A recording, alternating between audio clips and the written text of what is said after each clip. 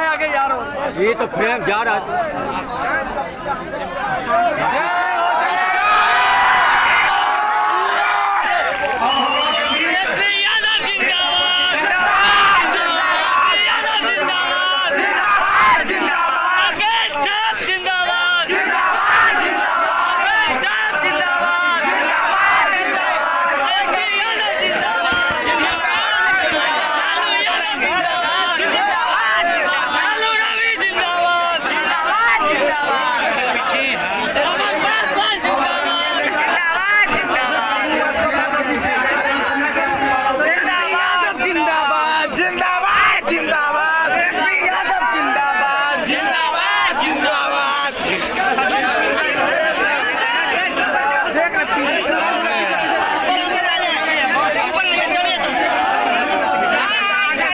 हम इस मंच के माध्यम से सबसे पहले स्वर्गीय मुसाफिर पासवान जी के चरणों में श्रद्धा के सुमन अर्पित करते हैं, उनको नमन करते हैं, उनको याद करते हैं। पिछले चुनाव में आप सब लोगों ने मुसाफिर पासवान जी को वोट दे करके 5 साल के लिए अपना विधायक चुनने का काम किया। दुर्भाग्यपूर्णवश कि मुसाफिर पासवान जी अब हम लोगों के बीच में नहीं है। अब हम लोगों के बीच में नहीं है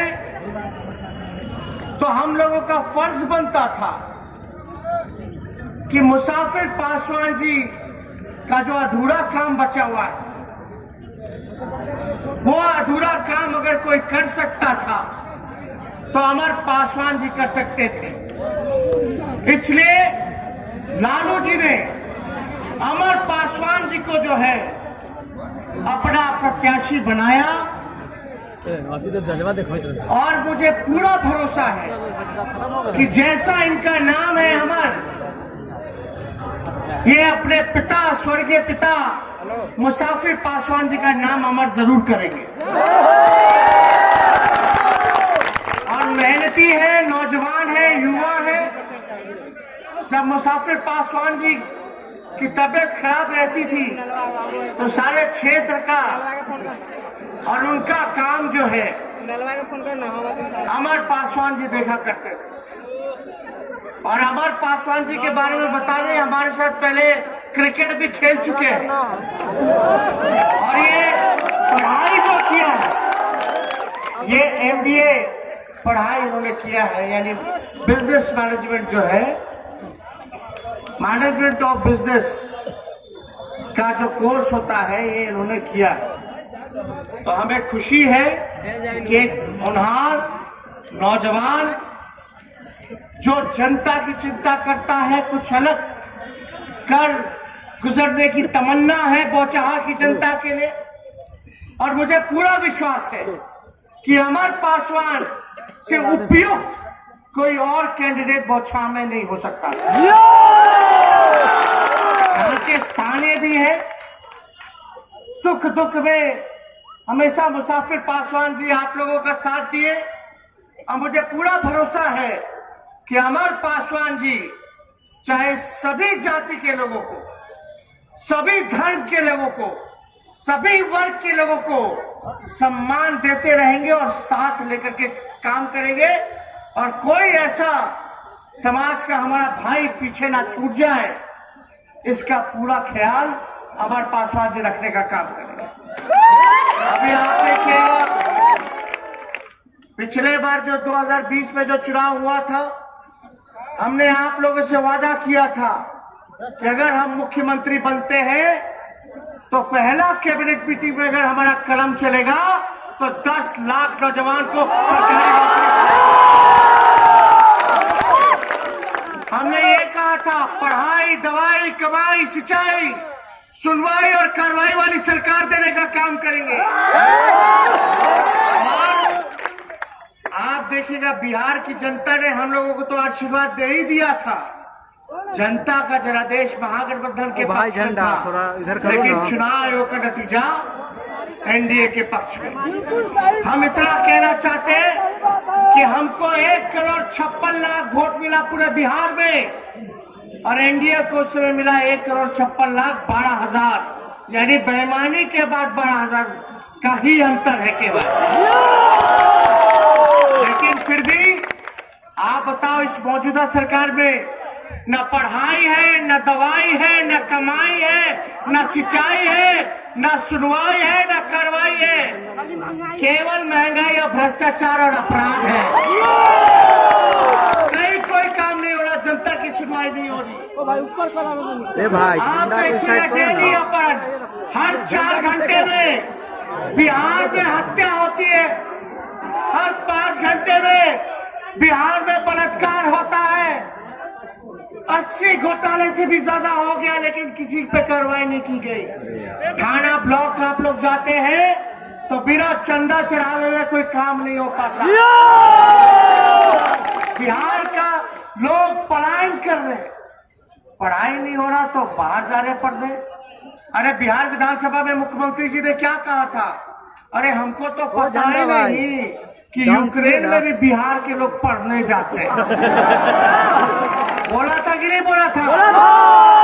अब आप बताओ, जब बिहार के मुख्यमंत्री को यही नहीं पता कि पढ़ाई करने लोग बाहर भी जाता है, तो क्या बिहार के लोगों की शिक्षा व्यवस्था को सुधारने का काम करेंगे? ये तो मामूली सा चीज है, मामूली ज्ञान है।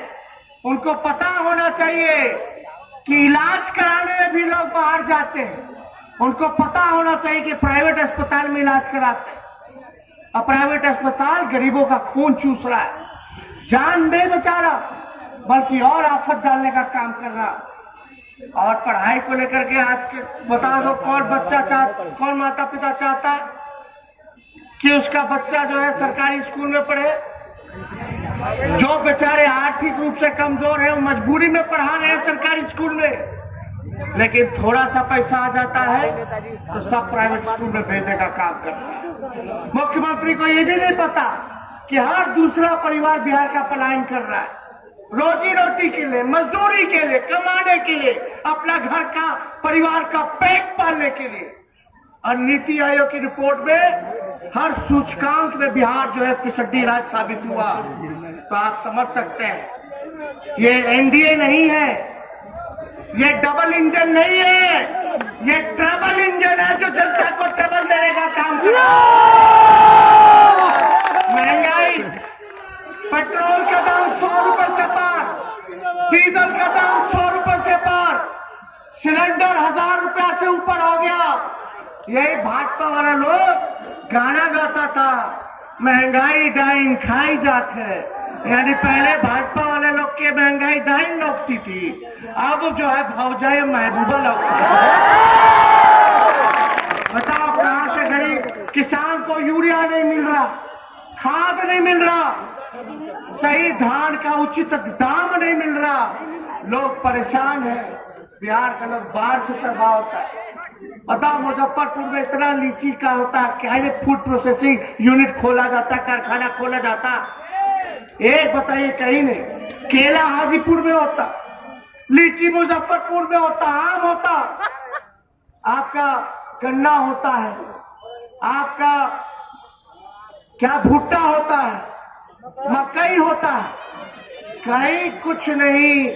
एक योजना बता दीजिए जो बिहार में जिसका फैक्ट्री लगा हो, फूड प्रोसेसिंग यूनिट का, अब फैक्ट्री लगती तो काम होता, यहाँ के किसानों की स्थिति अच्छी होती, लेकिन कोई काम नहीं किया जा रहा है इस मौजूदा सरकार के द्वारा।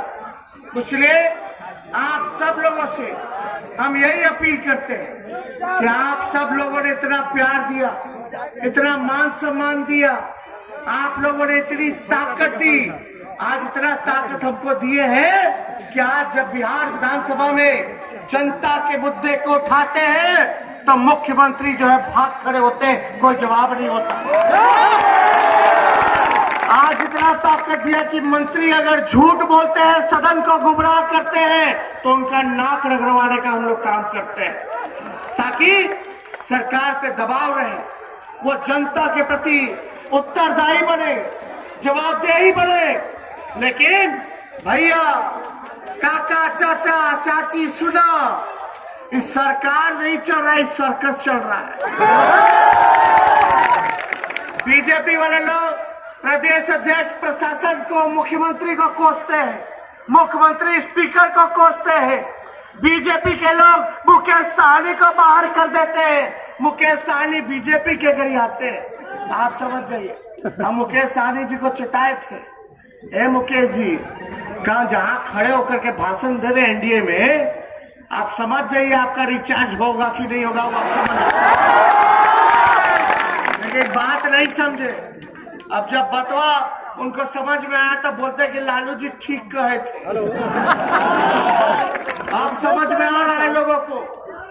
अरे बीजेपी और इनके लोगों को